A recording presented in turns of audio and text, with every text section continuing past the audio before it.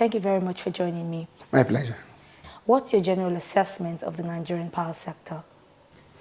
The starting point here is to understand that with the privatization of the sector, you have different parts of what used to be one behemoth now having to manage different aspects of the supply chain and then having to work together. So most of Nigeria's power comes from the thermal plants, and that means the feedstock is gas. So when you want to talk about how that value chain works, it starts with availability of gas, then to generation, transmission, and then to distribution. And so when you want to look at losses or gains in the sector, you have to see how profitable it's been for the value chain to work together to deliver a service for which you can have adequate return on your investment. Now, as a background, power was more or less like offered as a social service in the past. So it was not really priority on the part of people to pay for power. So there's some degree of entitlement. But in a privatized environment, those habits have to change because the investors are looking to deliver a service to you and then expect that you get fair return, which also then means that the pricing of the product must be right. And that's really at the kernel of what we're discussing, the pricing of the product. Now, as I told you, if you look at the thermal plants, the feedstock is gas. We don't have what I would call a very robust gas-to-power infrastructure. The policy exists, but the infrastructure to support that policy is not there. And that's also due to what I would call the artificial price given to gas. It's not very attractive for investors to come and build you all those gas pipelines and blah, blah, blah. Today, all the gas produced, or most of it, is given to the Nigerian gas company, NGC, who then, as it were, sell it in inverted commas at a fixed price to the generating companies. The generating companies then generate and have to do with the and send it through transmission. Now, the moment you have an artificial price, that is a price that does not reflect the cost, you begin to have problems, and then nobody's giving a subsidy.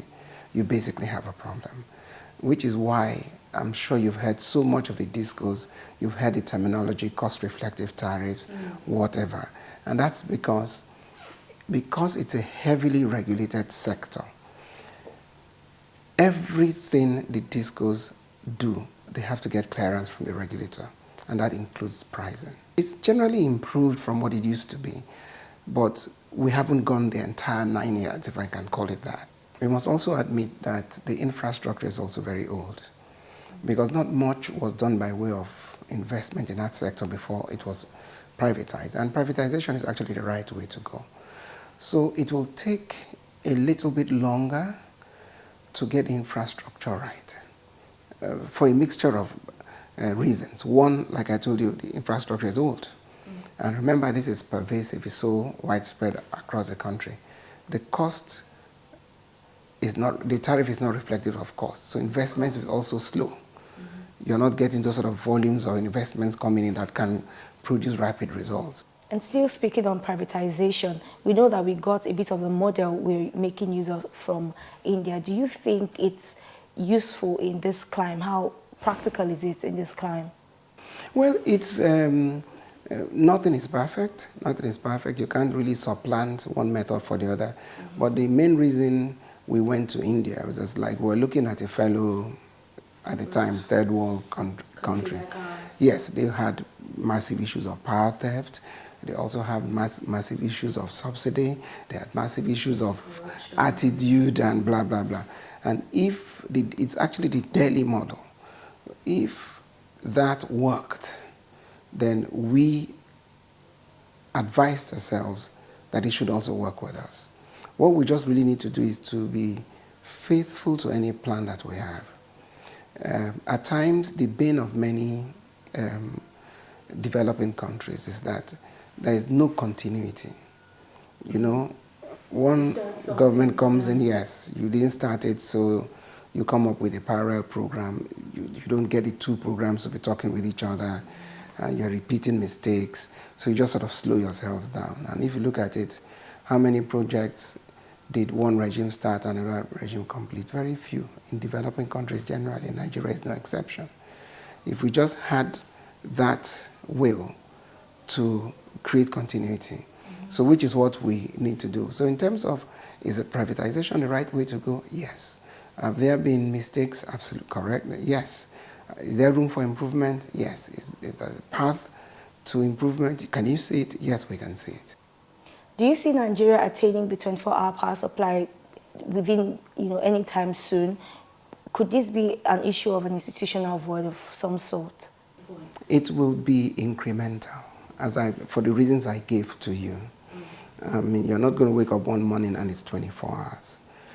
First of all, the grid does not cover the whole of Nigeria. That's one thing we understand about.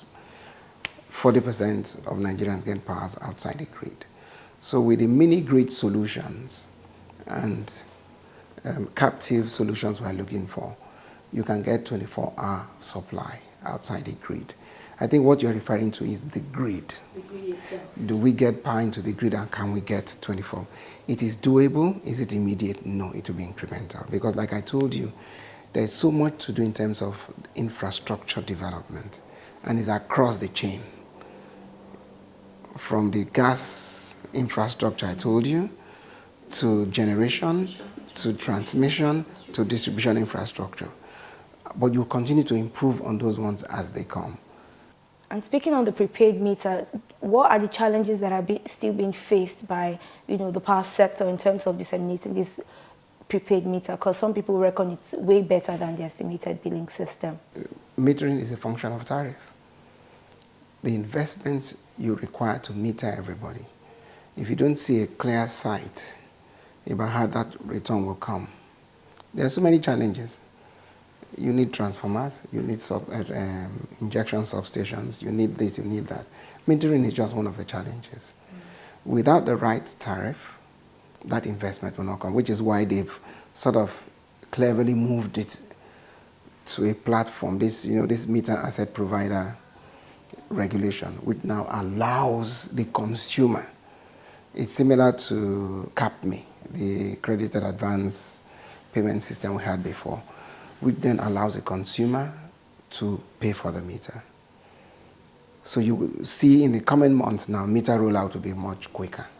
And I agree with you. Metering is at the heart of this business because that's what assures both parties that we're not taking advantage of each other. Why are people screaming about estimated bills? Even if there's a method of estimation, it's not as if it's just arbitrary, but nobody believes it. Yeah, and you don't blame them. That's why the meters are important. For somebody, for example, who habitually bypasses their meter, what many discos do, you just go, take them off the meter and start estimating them. And the estimation is, they know your consumption part over a period of time, they know the group consumption, and they just basically divide it. It may work out higher than what you are used to. In some cases, it may be lower. Some people who ask for meters are actually paying more, but they're not complaining because at least they know the meter is reading. So I'm 100% in sync with those who say we must move rapidly. And this meter asset provider platform will be a very good path to mass metering. And the regulator, I think, has given a timeline to that. And I know that many of the discos are going, because right now you are not expected to go borrow or dip into your pocket. The consumer, in a way, will sponsor it. And they own the meter for the period because it's going to be deducted slowly from their electricity tariffs until it then reverts. Now, the meter asset provider is not the disco. It's an independent contractor licensed by the regulator. So again, the discos can then face the real business of enhancing their, exactly. What's your thought on the future of the Nigerian power sector moving forward? It can only get better. And I think we've passed what I would consider the roughest stage. Even for those who doubt, there are people who just doubted. Because if you look at the tariffs, we've done comparative analysis of tariffs. Africa, I'm not even going abroad, outside of Africa. We pay some of the lowest tariffs in Nigeria. And we're not the poorest country in Africa. But like I told you, that's historical. So you now find people, as I told you, the cost of self-generation is making people understand, look, tell me now how much it will cost. Just give me the power, I will pay. So it's a major achievement.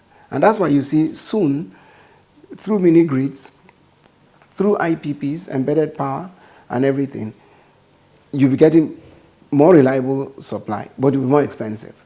But it will be steady. And I said some people are already enjoying it. There are some people who don't know, don't have the sound of generator. They're there, they're just very few, but they're there. We're doing now massive rollout. And then, of course, don't forget there are newer forms of energy.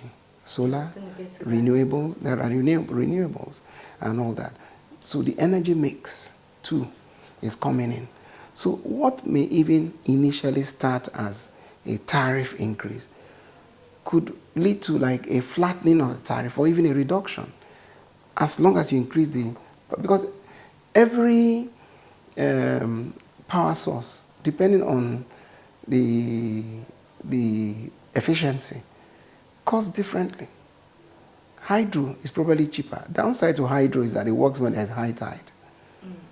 Gas could be cheaper if we have the right gas, give the right incentives to gas producers. Today, most of our gas is either flared or it is liquefied and exported. Once we have the right policy in place, you get gas for domestic use. Ideally, me and you should just go to our houses and put on gas cooker and we're using, or electric cooker, as the case may be. That's the ideal situation. So there's so much untapped in that area. And you know, this is a game of numbers. If more people are using it, tariffs come down. So this is perhaps going to be the most difficult period. So I see a bright future, just to answer your question. And finally, do you think that we're maximizing other, power generating areas in the country? Because we are a heavily gas producing country, the thermal plants will still be our main stock for a long while. But we have hydro plants, don't forget. We have Kainji, we have, now the Mambila is coming on and all that. Even those ones have the vagaries of the high tide.